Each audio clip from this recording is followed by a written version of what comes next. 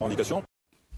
Il y a 2 ans, en septembre 2016, un professeur du lycée forestier de Sogg, en Haute-Loire, mourait écrasé par la chute d'un arbre qu'un stagiaire était en train d'abattre.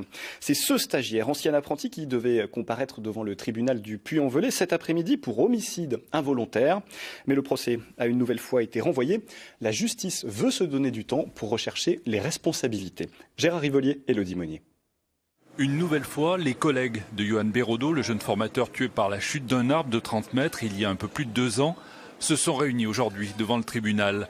Ils sont là pour soutenir la famille de la victime, mais aussi pour dire que les choses ne vont pas assez vite en matière de sécurité, pour eux comme pour leurs élèves. Exemple, ce casque équipé d'une radio est loin d'être généralisé sur leur chantier.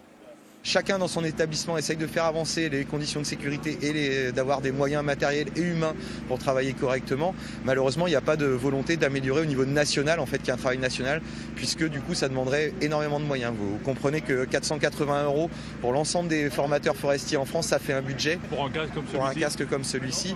Et voilà, mais après, quel est le prix de nos vies, quoi ? À l'audience, une nouvelle fois, les syndicats enseignants et leurs avocats demandent un renvoi pour qu'un juge d'instruction puisse rechercher toutes les responsabilités et pas seulement celle du stagiaire qui comparaît, celui qui a fait tomber l'arbre sur son formateur. C'est l'employeur qui a une obligation générale de sécurité. Ce n'est pas le salarié formateur, ce ne sont pas les apprentis qui ont la responsabilité première d'une obligation absolue de sécurité. C'est l'employeur.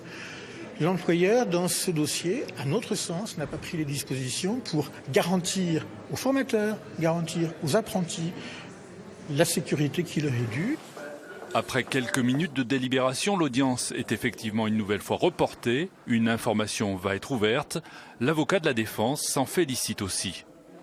C'est forcément une bonne nouvelle, puisqu'on est dans un phénomène, à mon avis, de multiplicité de causes. Pour l'instant, le ministère public, je le répète, n'en voyait qu'une. Enfin, on cherche les autres. Tous les protagonistes de l'affaire devraient se retrouver une nouvelle fois au tribunal du Puy-en-Velay dans 10 mois, le 22 octobre 2019. Au moins